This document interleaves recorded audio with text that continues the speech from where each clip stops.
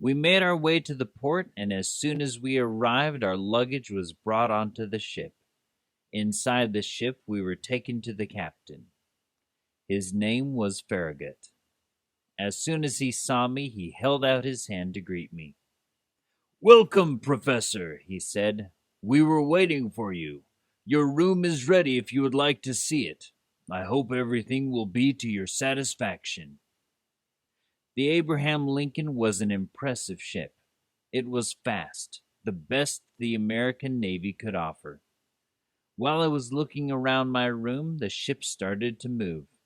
Captain Farragut was in a hurry. My journey has begun, I thought. Who knows where the ship will take me, and if we will meet this strange creature. I didn't know it, but this was not going to be an ordinary journey. It was going to be the most incredible and extraordinary journey of my life. Farragut was a good captain. He and his crew worked together well. They had a job to do. They had to find the monster. Captain Farragut believed that it existed, and he thought that he would destroy it. For him, there could be only two possible endings to the story. He would kill the monster, or the monster would kill him. His crew wanted nothing more than to find this monster. They watched, they waited, and they hoped to be the first to see it. It was important for them to be the first to see the monster, and there were 2,000 reasons for this. The first man to see it would receive a prize of $2,000. That was enough money to get everybody's attention. All eyes were on the water. The ship had everything it needed to catch a monster. It even had a monster catcher, a man called Ned Land. This man was famous because he was able to catch any whale. He was quick and brave, and no whale could escape him. If anybody could catch this thing, it would be Ned Land. He was about 40 years old, and he was tall and strong. Ned liked to chat about his adventures, and I loved listening to them. Ned didn't believe that we would ever see this animal.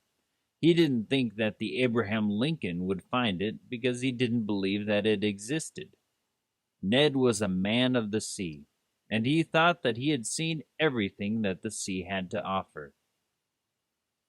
Little by little, people began to believe that maybe Ned was right. Perhaps there was no monster. This was because nothing happened for a very long time. The ship, however, continued on its course. By the 3rd of July, we were at the Straits of Magellan, and then we were in the Pacific Ocean. "Keep your eyes open," cried a sailor. All of our eyes were open. The thought of $2,000 kept them open. But our eyes saw nothing but water.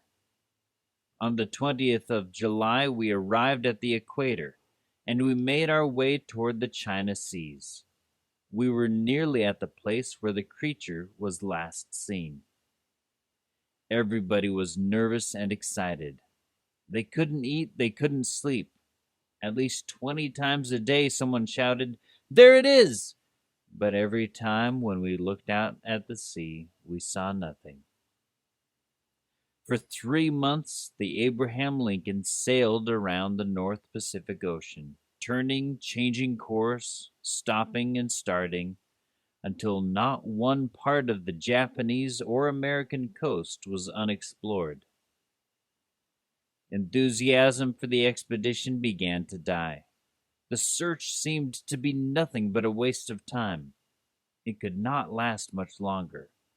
We had to return. We had to give up. But the captain asked for 3 more days. If in 3 days the monster did not appear, the Abraham Lincoln would make its way home. This decision had an interesting effect. The crew started to look carefully at the ocean again.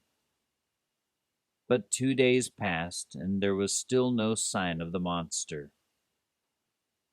On the third day, night was approaching. All seemed lost. The sea was peaceful, and I looked out, waiting for the captain's order to return home. "Come here, Conseil," I said. "Look at the sea with me. This is your last chance of earning $2,000. "I never thought we would find it, sir," replied Conseil. "And you were right, Conseil. We should be in Paris now instead of being here in the middle of the Pacific Ocean. They will laugh at us in Paris," continued I. "Indeed," replied Conseil. But just at that moment, we heard the voice of Ned Land.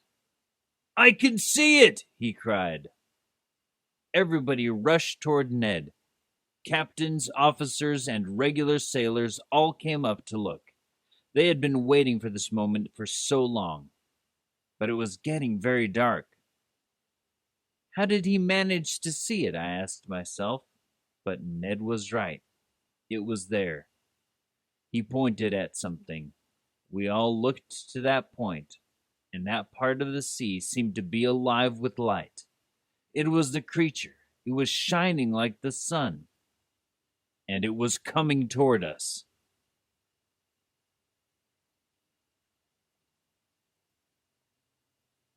Chat. Chat.